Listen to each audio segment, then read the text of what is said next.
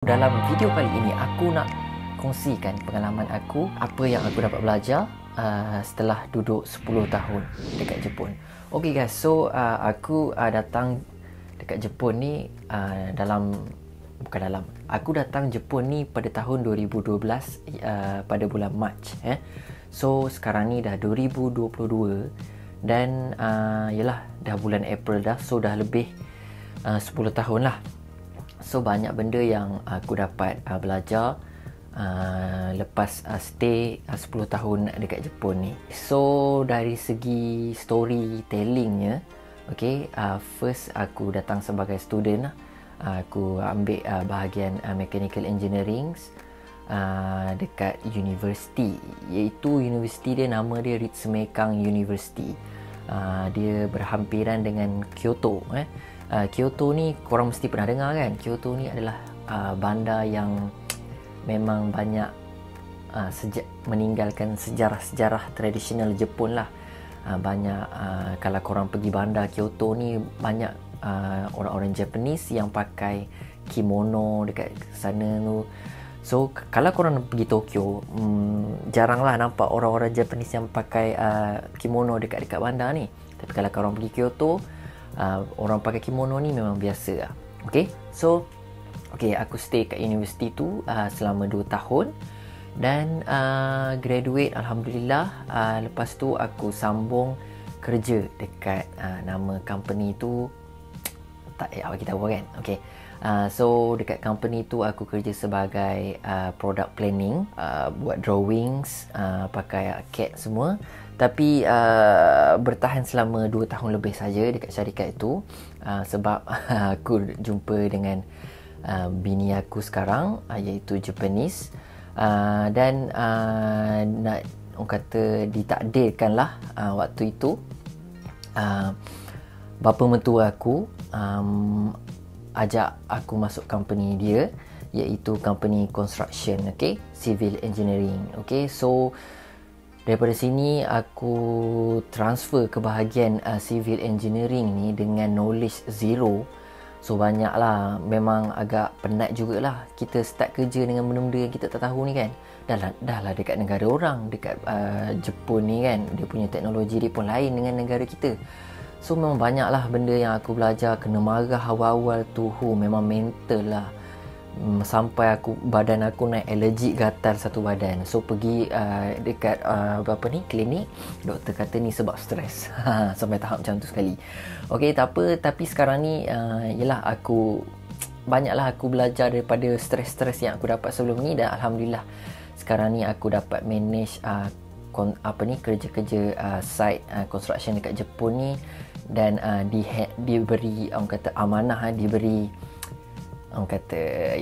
kepercayaan lah oleh ayah mentua aku untuk handle projek dekat Jepun ini. Okay, so okay guys, bila dah stay 10 tahun dekat Jepun ni, okay, aku dapat fahamilah dengan lebih mendalam mengenai Jepun dan juga Japanese ni. Yalah, sebelum kita datang Jepun ni, okay, selalu kita dengar kan, okay, Japanese ni memang dari segi teknologi dia hebat. Okay, lepas tu kita selalu dengar yang Japanese ni dia memang pembersih. Okay, lepas tu kita dengar Japanese ni punctual time. Okay, itu adalah image secara general lah mengenai Japanese ni. Okay, tapi bila dah bergaul dengan Japanese ni tiap hari, dan aku pun dekat tempat kerja aku semua Japanese, aku seorang sahaja Malaysia kan. So bergaul dengan Japanese every day in my life, even my wife is Japanese. So aku dapat faham dengan lebih mendalam mengenai Japanese ni. Okay, Japanese ni bagi aku lah, dia orang ni agak orang kata agak macam detail lah kan. Agak detail dalam semua perkara dalam kehidupan dia orang. Okay, so kalau dia orang dalam Japanese ni, kalau terlalu detail kan, dia macam tak baik lah. Terlalu terlalu strict kan. Kalau korang datang dekat Jepun ni, korang tinggal kat Jepun ni, banyak juga paper works dia. Kalau korang buat paper works dia memang terlalu terlalu detail kadang tu kan. sampai buatkan korang stres. Dan juga dengan sikap detail diorang ni memberi juga orang panggil apa kualiti yang baik untuk menghasilkan sesuatu. Sebab itulah produk-produk Jepun ni dikenali dengan produk yang kualiti tinggi, sebab dia orang detail dalam buat kerja dan dia orang detail dalam kualiti produk dia orang. Okay? So kadang tu tak tahulah, letih juga. Baru ni aku kena marah dengan Japanese kan, dengan orang awam Japanese sebab sebab aku nak buat construction kan dekat jalan. So aku kenalah edarkan orang kata flyer, bukan orang kata flyer, nak kata orang panggil pemberitahuan informasi yang bahawa aku akan buat construction. So akan buat bising kan. So akan menyebabkan inconvenient lah pada orang-orang awam yang sekeliling situ. So aku buat informasi, aku edar dan lepas beberapa hari aku edar tu kan, aku dapat komplain call lah kan, daripada orang awam. Orang awam tu adalah orang yang call tu adalah orang yang menguruskan kondominium ni kan. So dia manager lah dekat kondominium tu. So dia marah aku sebab apa? Sebab edar tanpa izin dia. Okay. Aku macam, come on lah, bukannya aku edar benda-benda yang salah, benda-benda untuk orang kata menghasilkan kontroversi ke, ataupun aku edar benda iklan-iklan untuk produk aku kan, untuk produk company cuma aku edar informasi untuk bahawa ada construction yang akan diadakan. So minta maaf sebab bising, macam tu lah kan. Tapi dia marah kena juga dapat kebenaran dia untuk edar. Macam okey lah, aku minta maaf lah kan. Okey, sebab aku minta maaf sebab tak dapat kebenaran dia selepas dia marah aku. Tapi lepas tu dia straight marah lagi. Cara dia marah, cakap engkau sampai ketuk-ketuk dinding. Aku dah minta maaf banyak kali pun dia marah juga. Aduh, kata Mamat ni relax lah, benda bukannya benda salah besar pun kan dalam hati aku kan. Tapi macam aku tak tahulah pasal dia marah sangat tu kan. So last time tu aku nak tanya soalan tau. Okay, so apa yang perlu aku buat untuk membuatkan orang yang tinggal kat kondominium ni boleh tahu, dapat informasi yang aku akan buat construction dekat sini kan. Aku nak tanya soalan tu. Last dia kata apa? Dah lah, aku tak nak cakap dengan kau lagi macam tu. Memang sabar kan. Kita bulan Ramadan ni kena sabar kan. So okay, itu contoh yang orang kata tak bagus lah kan dalam sikap detail orang Jepun ni. Tapi banyak juga sikap-sikap yang bagus, banyak juga contoh-contoh yang bagus daripada sikap detail dia orang ni kan. Contohnya kalau kita tengok dari segi servis dia orang dekat Jepun ni, memang macam ni lah cakap engkau.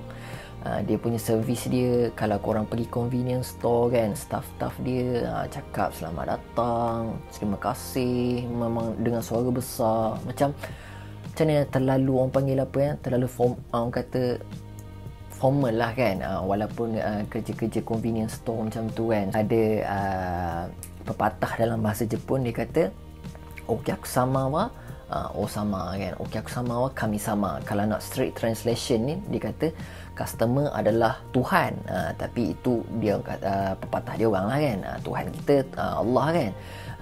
Kini dia nak bagi metafora kan, dia kata kini kena layan customer tu macam dia ni raja kan. So macam tu lah dia orang punya tahap servis dia kan.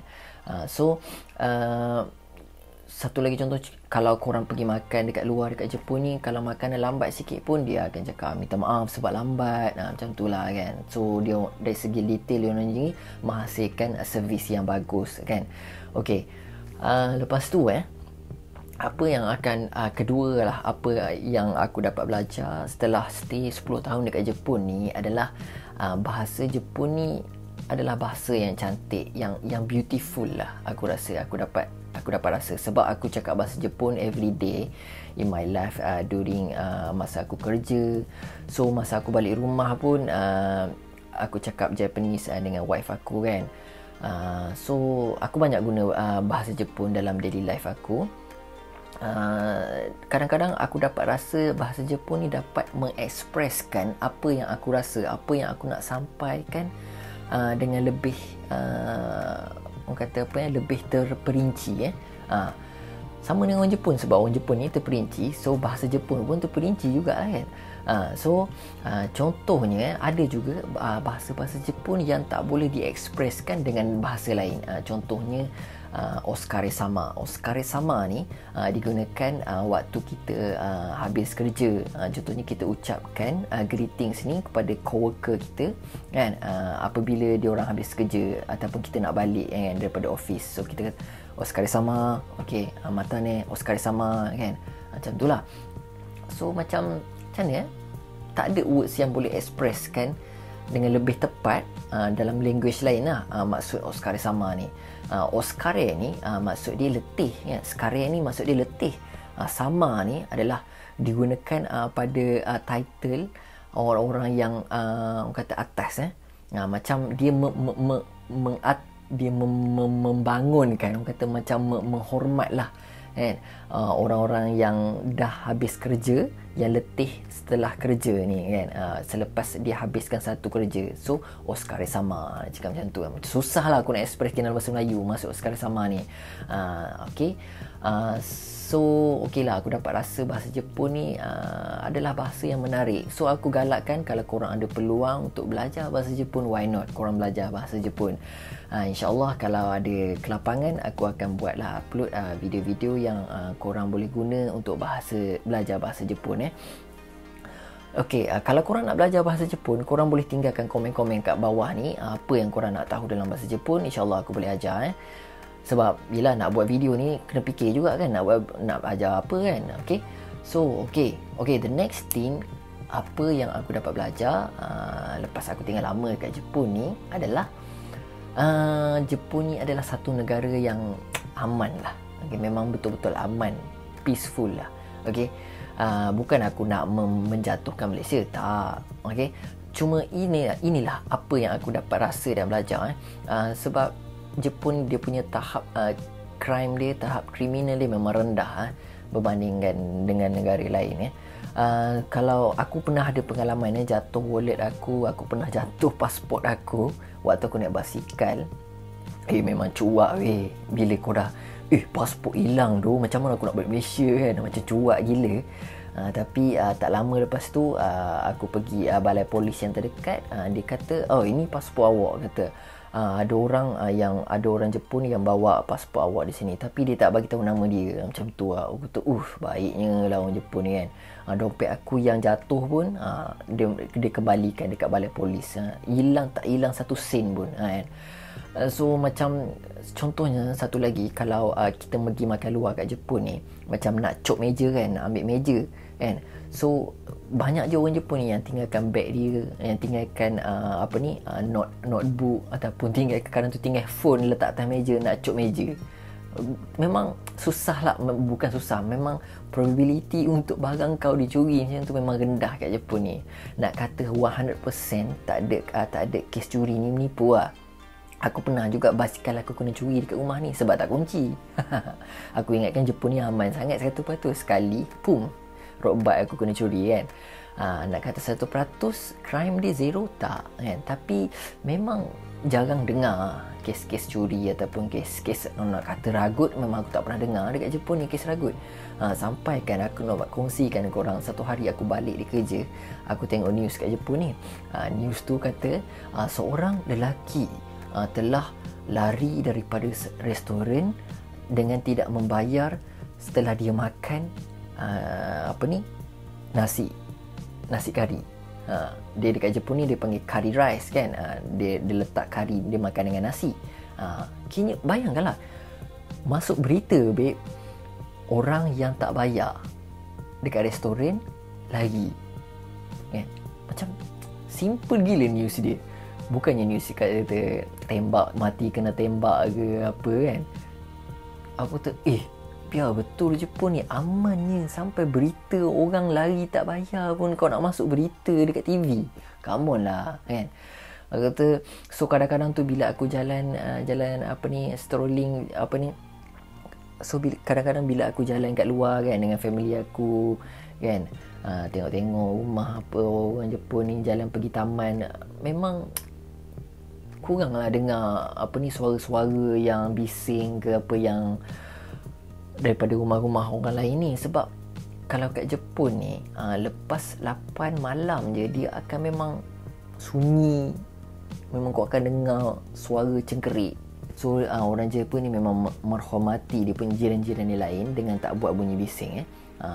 So itulah banyak-banyak contoh yang kita dapat belajar, yang aku dapat belajar dekat Jepun ni. Okay? Memang Jepun ni negara yang aman lah aku rasa kan. So macam kalau aku kerja pun aku tak adalah risau sangat pasal anak-anak dengan wife aku kat rumah. Sebab nak kata kes rompak kat rumah tu memang tak ada lah. Kat Jepun ni memang jarang sangat-sangat lah.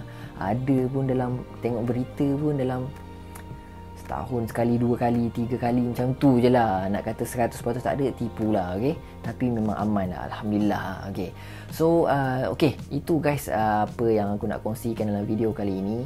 Kalau korang datang Jepun, mungkin korang boleh try socialize dengan Japanese ni. Mungkinlah korang dapat rasa apa yang aku rasa sekarang. Okay? So thank you for watching my videos.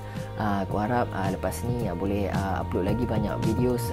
So kalau apa korang yang nak tahu mengenai Jepun ni, boleh aku kongsi dekat video seterusnya. So tinggalkan komen dekat bawah. Okay guys, thank you for watching my video. Salam Ramadan dan selamat Hari Raya. Senang banget.